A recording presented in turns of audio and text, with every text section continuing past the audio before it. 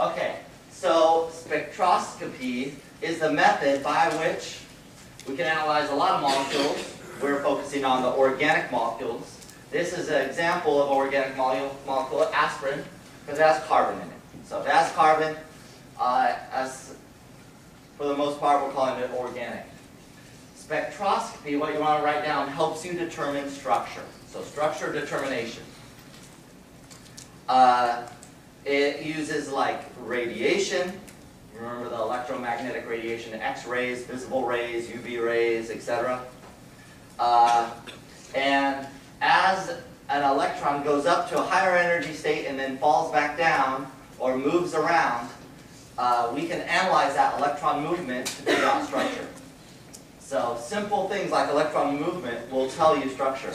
That's why in your earlier classes, we had to talk all about like how electrons work, where they move, orbital 1, 2, 3, the principal quantum, all that stuff helps you figure out the structure. So that's why that stuff was important. Here is a picture on the right-hand side of your electromagnetic spectrum. And all these here are different types of things that happen at that energy. Let me give you an example. In the microwave region, your molecule starts to rotate. So if you put in microwaves into your molecule, it starts to spin around. If you put infrared IR radiation, which most of your remotes are IR, that causes your molecules to vibrate.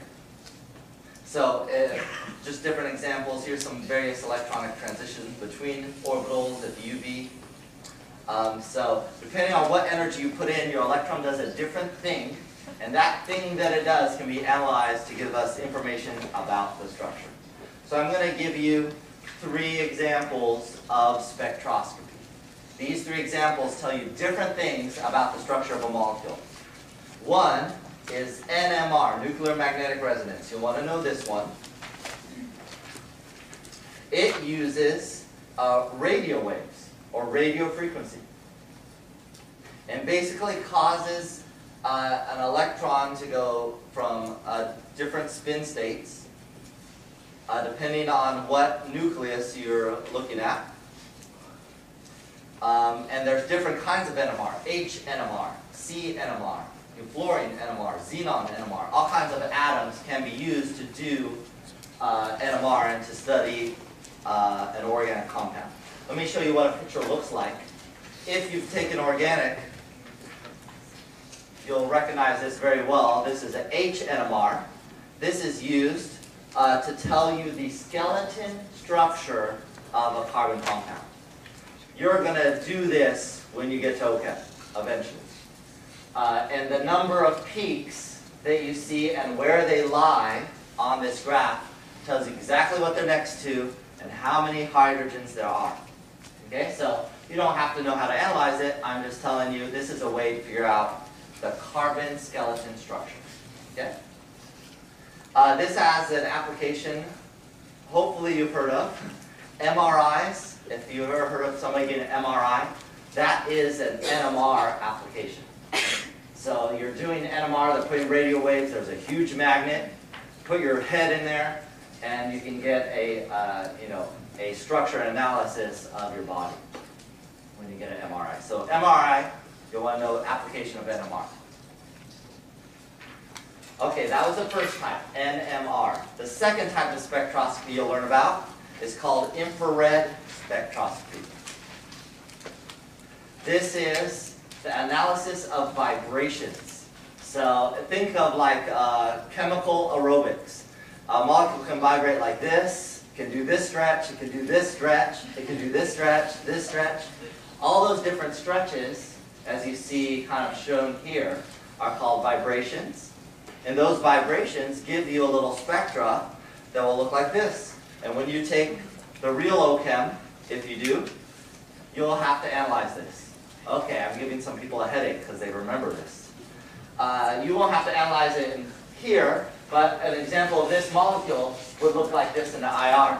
And if you're a good IR spectroscopist, you would know how to analyze that to come up with this molecule.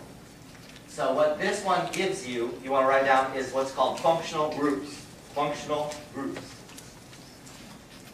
you can see functional groups you'll learn a little bit more later, but those are the different things on the carbon. Okay, the different things for now on the carbon. And I'll say more about that later. But it tells you functional groups. Groups that essentially have different function on the molecule. Okay, so we got NMR, we got IR. The third one is UV, ultraviolet. Pi bond means the bond occurs between the axis or not between axis. Not between. If here's the nuclear axis, it occurs above and below. That's a pi bond. UV radiation will excite something from a pi to a pi star. What does star mean? Antibonding. So from a pi bonding state to a pi antibonding state. This is the antibonding orbital. If you had me for 2A, you've seen me draw stuff like this before. So it makes that transition from the pi to the pi star. It'll look something like this. And this helps us, what you want to write down, helps us determine conjugated systems. Conjugated systems. You're like, what the heck is a conjugated system? A conjugated system is when you have double bonds, double, single bond, alternating in a row. See how this is double, single, double, single, double, single, double, single? That's a conjugated system. So it helps you figure out, do I have a conjugated system? Which a lot of molecules can be conjugated.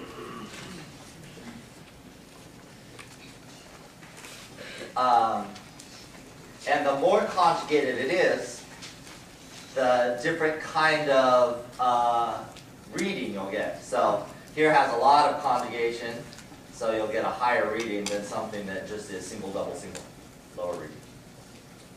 There's a practical application to this. Don't go outside without sunscreen. Sunscreen does this. You have the UV rays. It allows for UV protection. So this is an example molecule. It has a conjugated system in this ring. It absorbs the UV light so it doesn't burn your skin off. And that's basically what sunscreen does. It absorbs that energy that's coming from the sun so it doesn't get to your skin. Okay? So hopefully you're using this. If not, go buy some. Okay. Now, if you didn't write it down, this is what I just told you. Infrared tells you what functional groups are present. Better have that. UV, the one we just told you about. Is there a conjugated pi electron system? That means is there double, single, double, single, double, single bonds. And then the first one we talked about, nuclear magnetic resonance spectroscopy. What is the carbon-hydrogen framework or skeleton? So with these, answering these questions will tell you what the molecule is. And that's how we can analyze everything that I'm about to tell you when we talk about OChem. And when you take OChem, you'll probably have to learn the first and the third one listed here. But those are really common to learn once you take the class.